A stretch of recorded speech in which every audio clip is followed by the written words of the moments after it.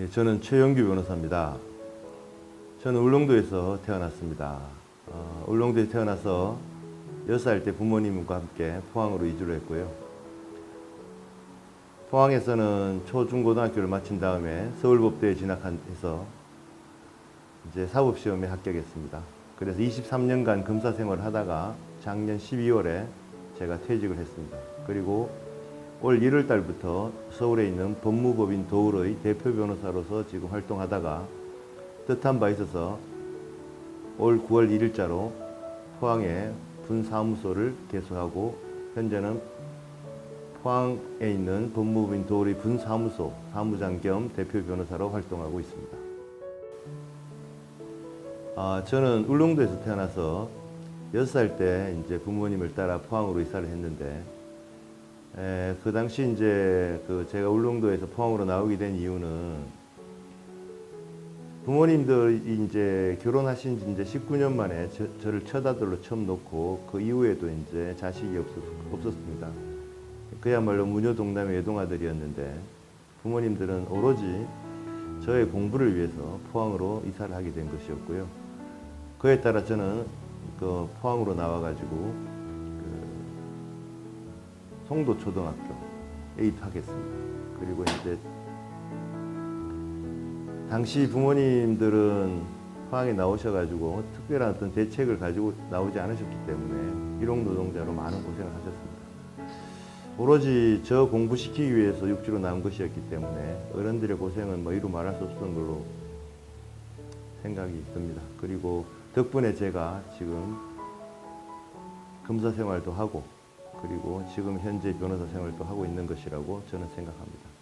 항상 감사하게 생각합니다. 저는 이제 울릉도에서 포항으로 나온 뒤에 송도에 있는 삼일자동차군 뒤에 놀이터 쪽에 이제 집 있었습니다. 그래서 이제 송도 당시는 국민학교, 현재는 초등학교에 입학을 했습니다. 하고 5학년까지 다니다가 이사를 하게 되고 그다음에 학군 그 당시에 송림초등학교 등이 생기면서 학군 조정이 있었는데 그 여파로 저는 대초등학교에 이제 6학년 때 전학 가게 되어가지고 거기서 졸업을 하게 되었습니다.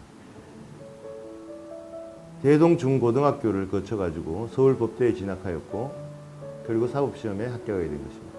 예. 저는 어릴 때 부모님들이 고생하는 모습을 많이 배워왔습니다. 그리고 주변에 있는 이웃들의 어떤 힘들어하는 모습들도 많이 보면서 이분들이 좀 더 잘 살 수 있는 사회, 그리고 이분들이 더 대접받을 수 있는 사회, 그런 세상이 왔으면 좋겠다, 있었으면 좋겠다 하는 생각을 많이 했었습니다. 자연스럽게 어떤 막연한 생각이었지만 지금 생각해 보면 사회적 약자에 대한 어떤 배려 또는 사회적 약자들이 어떤 대접받고 인정받을 수 있는, 보호받을 수 있는 세상, 그런 세상들, 지금 어떻게 또 다른 말로 얘기한다면 공정하고 정의로운 세상, 이런 세상에 대한 막연한 생각들이 있었던 것 같습니다. 어릴 때부터 저는 제 개인적인 어떤 놀이나 아니면 게임이나 이런 것보다는 그런 쪽에 어떤 생각을 하면서 책도 좀 읽고 많은 생각들을 좀 해왔었습니다. 그런 생각들이 자연스럽게 저를 법대로 진학하게 만든 것 같고 또 법대에서 또 법대를 졸업하고 사법시험까지 치게 만든 게 아닌가 이렇게 생각을 합니다. 그 당시는 잘 몰랐지만 그 당시 우리 어릴 때 우리 주변엔 정말 어렵게 사는 분들이 너무나 많았었습니다. 물론 당시 다 어려웠다고 하지만 또 특히 더 잘 사는 사람들도 있었고 그 중에 정말 일용노동을 하면서 하루하루 벌어먹고 사는 분들에 대한 모습들이 아직도 저는 저를 가르치고 있는 어떤 사회적인 어떤 경험이라고 저는 생각을 합니다.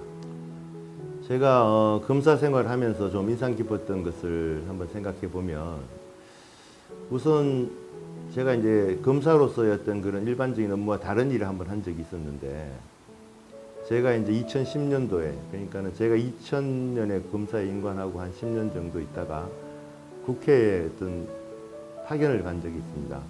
국회 법제사법위원회 파견 검사라는 식으로 제가 3년간 파견검사로 근무한 적이 있었습니다. 파견검사로 근무하면서 저는 그 당시 법률이 만들어지는 과정, 그리고 예산이 만들어지는 과정을 옆에서 생생하게 지켜볼 수가 있었습니다. 그 관련되는 공무원들, 그리고 이해관계자들, 그리고 국회의원들, 그리고 보좌관들이 어떻게 해서 법률을 만들고 어떻게 예산을 확보하는지 옆에서 생생하게 지켜볼 수 있었습니다. 그리고 두 번째는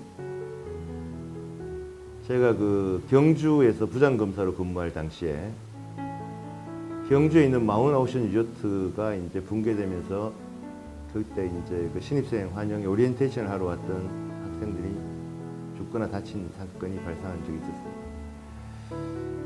2달간 이제 특별수사팀이 이제 꾸려져 가지고 이제 집에도 들어가지 못하고 밤새 일하면서 그 같이 이제 그 사건을 마무리한 적이 있었는데, 당시 그 대기업이 어떤 관리하는 어떤 그 회사가 이렇게 부실할 수가 있는가라는 생각도 좀 많이 했고, 사회 전체적으로 어떤 안전이나 어떤 그다음에 어떤 사람의 생명, 그다음에 어떤 그런 부분들이 좀 경시되고 있지 않는가라는 생각들을 좀 하고 했었는데, 그 사건이 마무리되고 2달간 우리가 수사를 하고 이제 사건을 마무리했는데, 우리 사건이 마무리될 쯤 무렵에 이제 소위 말하는 세월호 사건이 터졌습니다. 우리나라의 어떤 안전에 대한 어떤 경각심을 다시 한번 일으킨 계기가 되었는데, 그 세월호 사건에서 이제 저희들이 했던 마운트오션 리조트 사건의 어떤 그 결정문이나 그다음에 보고서나 그다음에 그 법리 구성, 그리고 이론적으로 그 법리적인 어떤 이론이나 이런 것들을 이제 보고서로 만들었던 것들이 그 세월호 수사팀에 많은 도움이 되었다는 얘기를 듣고, 저도 뭔가 기여를 했다는 생각이 들어 좀 뿌듯한 생각이 좀 들었습니다.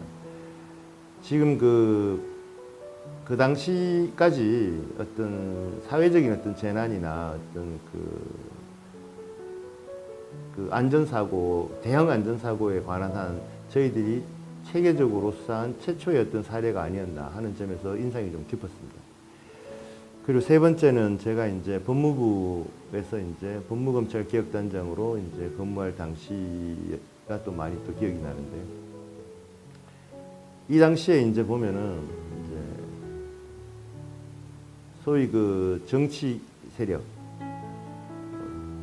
그 당시는 문재인 정부 시절이었는데, 이들이 어떤 그 오로지 어떤 개혁의 성과만을 위해서 전혀 그 어떤 절차, 그 다음에 어떤 규정, 그런 법률 같은 것들에 대해서 너무나 무시하는 어떤 경향들을 보고, 저도 이 그 공무원으로서의 한계를 많이 느꼈습니다. 그러면서 공무원을 넘어가지고 어떤 정치적 분야에서 이런 일들을 좀 안 생겼으면 좋지 않을까. 그리고 정말 제대로 원칙과 법률을 지켜가면서, 절차를 지켜가면서 그렇게 개혁을 할 수 있지 않은가, 이런 생각들을 좀 했습니다. 그러면서 자연스럽게 또 정치에 대한 생각들을 많이 하는 계기가 되었는데, 그때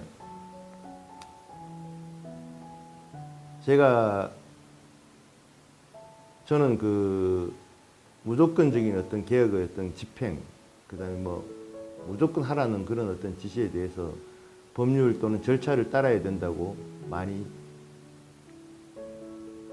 건의도 하고 보고서도 올리고 하는 그런 과정이 있었는데, 저는 결국 한 6개월 만에 개혁에 적합하지 않다는 이유로 경질되고 말았습니다. 법률과 절차에 따라야 한다는 어떤 이야기가 무시되는 것을 보고 이 정치에 대한 어떤 생각을 다시 한번 할 계기가 되었는데요. 정치라고 하는 것이 꼭 법률과 규정을 무시하고서만 행해질 수 있는 건 아니지 않습니까? 그러니까 저는 법률과 규정을 지키면서도 정치는 충분히 할 수 있다고 생각하고, 그런 법률과 규정을 무시하는 정치 세력들은 앞으로 사회에서 좀 배제되어야 되지 않을까, 이런 생각을 많이 했습니다. 저는 좌우명, 어릴 때 좌우명은 가훈, 거푼 이런 것들밖에 없었지만, 제가 이제 어느 정도 나이가 들면서 제가 어떤 좌우명으로 삼은 귀절이 있다면 논어에 나오는 사무사라는 귀절입니다. 생각에 아무런 사특함이 없다 이런 뜻인데 어떤 진정성 있는 삶 그리고 진솔한 감정 인생사에서는 그것이 가장 중요한 것이 아닌가라는 가르침을 저한테 많이 주었습니다. 그런 사무사의 어떤 그런 그가 주는 제 가르침으로 인해서 제가 검사 생활을 하면서도 뭔가 좀 정도를 지키려고 노력하게 만드는 어떤 계기가 되었고 또 너무 논리적으로 딱딱하게 또는 법률적으로만 다가가지 않고 그 사람들의 어떤 진솔한 감정들 그리고 그 사람의 진정성이 무엇이었는지를 따지려고 그리고 알려고 많이 노력을 했던 것 같습니다. 법도 너무 인간성이 없이 딱딱하기만 한다면 사람들이 그 법을 따르지 않을 거라고 생각을 합니다. 법에도 눈물이 있고 감정이 있는 것이 아닌가.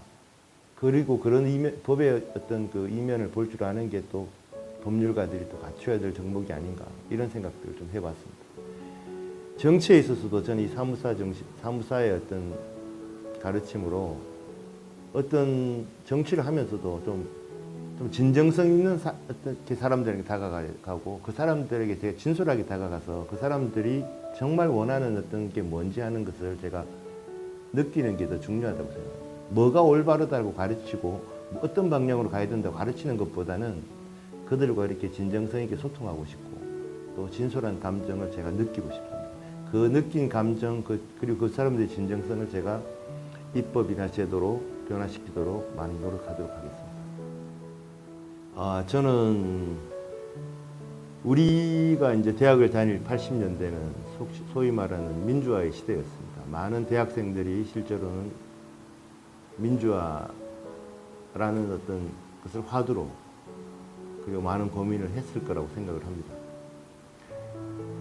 그 민주화의 어떤 세례를 받은 80년대를 거치고 제가 어느 정도 이제 나름 사회생활을 하면서 저는 에드먼드 버크라는 어떤 보수주의 어떤 철학의 그 창시자라고 할 수 있는 사람을 책을 통해서 우연히 만나게 되었습니다. 그 에드먼드 버크의 어떤 보수주의를 접하면서 어쩌면은 이것이 보통 살아가는 사람들이 원하는 어떤 정치가 아닌가 하는 생각을 좀 많이 했습니다.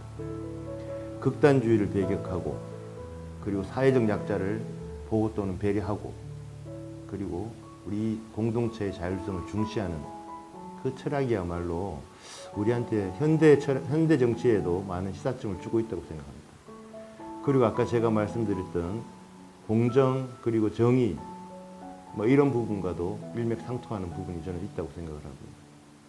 그야말로 어떤 중용의 정치, 극단적이지 않고 그리고 반목하지 않고 사회 공동체를 우선 생각하는 그 정신이 지금 현대에도 저는 꼭 필요하다고 생각을 합니다. 저는 그 어릴 때 그 생각해 보면 오천은 정말 포항 시내에서 먼 곳이었습니다. 친구가 이제 거기 살아가지고 가끔 놀러를 갔었는데 한참 걸렸던 느낌. 그리고 가면 그 군인들이 생활하는 그 외에 어떤 다른 어떤 큰 어떤 느낌은 잘 없었던 같은 그런 어떤 그 곳이었는데 최근에 제가 포항에 와서 이제 오천을 가보면 오천은 지금 현재 인구가 이제 5만 7천에서 6만을 가까이 바라보고 어쩌면은 10만을 육박할 가능성도 있는 발전 가능성이 높은 그런 어떤 그 곳으로 발전을 돼 있었고 그리고 그 제가 이제 보지 못하는 어떤 현대식 아파트들이 절비하게 늘어서 있는 것을 보면서 인구도 앞으로 많이 유입될 거라고 생각을 합니다. 그리고 이 배후에 이제 그 산업단지 등이 개발되면서 더 많은 인구들이 올 것으로 기대가 되고 있고 그다음 오천에 보면은 이제 뭐 포원 축제나 포원 도서관, 그다음에 이제 포원과 관련된 많은 어떤 사업들도 하면고, 그다음에 기념관도 있고 한데 어떤 문화 충절의 어떤 도시이면서 그 오천 사람의 자존심이 거기에 있지 않나 생각을 하고요. 흑구문학관도 있으면서 어떤 오천이 배출한 많은 걸출한 인재들이 오천의 어떤 사람들의 어떤 자존심을 가지게 하는 어떤 게 아닌가 이런 생각을 합니다. 그리고 냉천을 끼고 있기 때문에 여기 개발만 제대로 된다면은 또 아주 그냥 자연공원으로서 아주 많은 기능을 또 시민들에게 제공할 수 있을 거로 생각합니다. 하지만 제가 본 느낌은 조금 아직은 정리가 되지 않고 조금 어수선한 느낌도 있기 때문에 이런 부분들이 잘 정리되면은 어떤 그 정신적 문화유산과 그리고 실제로 어떤 산업과 그 다음에 어떤 문화가 그리고 또 자연환경이 잘 조화를 이루는 멋진 어떤 공동체 또 멋진 사회가 될 수 있지 않을까. 그리고 누구가 나중에는 또 몇 가지 이제 뭐 교육과 어떤 그 환경 문제 정도, 환경 문제 이런 또 부분에서는 좀 문제가 있긴 하지만 그런 부분들이 이제 함께 고민을 해 나간다면은 살고 싶어하는 고장이 될 수 있지 않을까. 그리고 발전하는 고장이 될 수 있지 않을까 이렇게 생각을 합니다.